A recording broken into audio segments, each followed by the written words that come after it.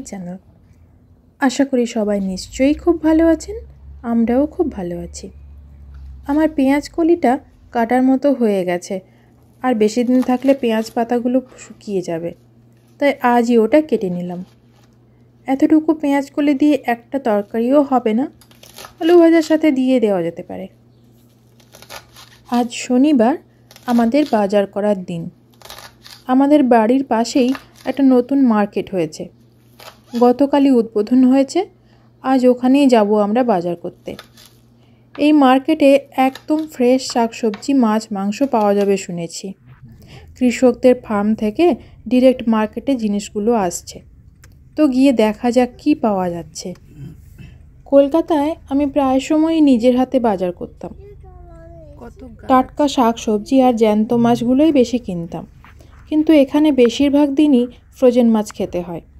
কিছু এশিয়ান স্টোরে অবশ্য জ্যান্ত মাছ পাওয়া যায়, কিন্তু সেই স্টোরগুলো বাড়ি থেকে অনেকটা দূরে।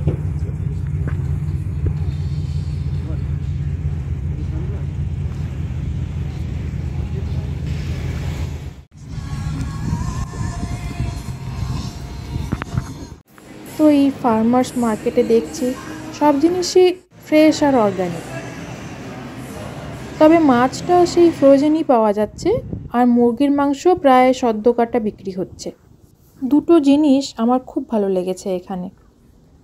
এই যে বিভিন্ন ধরনের আটা আর ময়দা বিক্রি হচ্ছে, আর তার মধ্যে দেখলাম একদম গম ভাঙা আটাও রয়েছে, আর এগুলো একদম খাঁটি, লুজ বিক্রি হচ্ছে।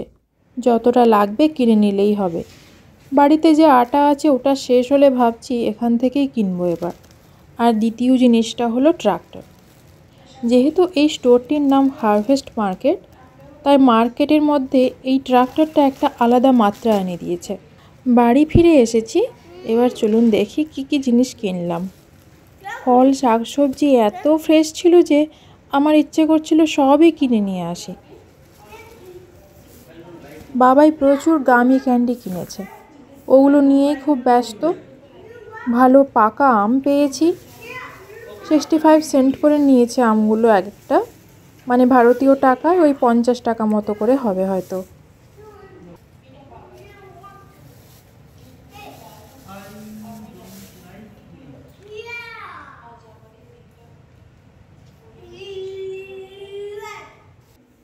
আরেকটা খুব ভালো জিনিস পেয়েছি।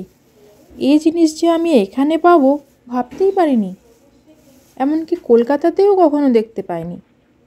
এই যে সেই মহামূল্যবান জিনিসটি হলো দুর্গা ছাতু। বিভিন্ন ভ্যারাইটির মাশরুম দেখেছি, কিন্তু এই দুর্গা ছাতু কোথাও পাইনি। সেই গ্রামের দিকে পচা খড়ের ওপর এগুলো জন্মায়, খুব প্রিয় আমার। আমার মা সর্ষে বাটা দিয়ে বানান, যা দুর্দান্ত লাগে খেতে। আমিও সর্ষে বাটা দিয়েই বানাবো। বাবাই ক্যান্ডিগুলো লুজ বিক্রি হচ্ছিল, 3-4 রকমের কিনে নিয়ে এসেছে। এক প্যাকেট ব্রাউন সুগারও কিনে এনেছি। সাদা চিনি খাওয়াটা তো ঠিক নয়, জ্যাগারি পাউডারই খাই আমরা সবাই, কিন্তু যখন চিনি খেতে ইচ্ছে করবে তখন এটা খাবো।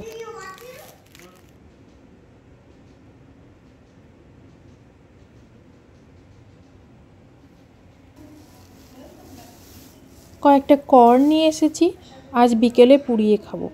বিকেলে একটু বাইরে গ্রিল করার ইচ্ছে আছে।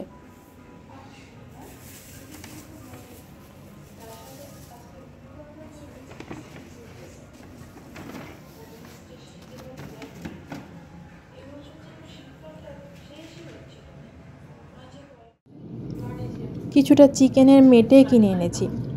কল্লোল মেটে চচ্চড়ি খেতে খুব ভালোবাসে, একদিন করে দেবো।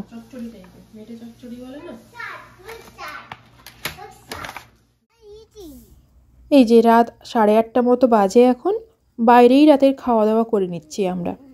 সবার প্রথমে ভুট্টাগুলো পুড়িয়ে নেওয়া হয়েছে, একটু বিট নুন আর লেবুর রস দিয়ে অসাধারণ লাগছে খেতে।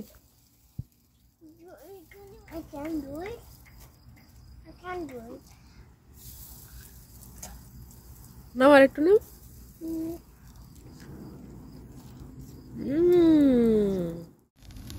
এখানে প্রায় বাড়িতেই এই গরমের সময় ভালো ওয়েদার হলেই সবাই এভাবে বাইরে রান্না আর খাওয়া দাওয়া করে। তো আজ আমাদের ডিনারের মেনু হলো কর্ন, গ্রিলড চিকেন আর গ্রিলড পটেটো। আমরা রাতের খাবার সেরে নিই আর ব্লগটা এখানেই শেষ করছি। ব্লগটা কেমন লাগলো সবাই কমেন্ট করে জানাবেন কিন্তু। দেখা হচ্ছে পরের ব্লগে। সবাই খুব ভালো থাকবেন।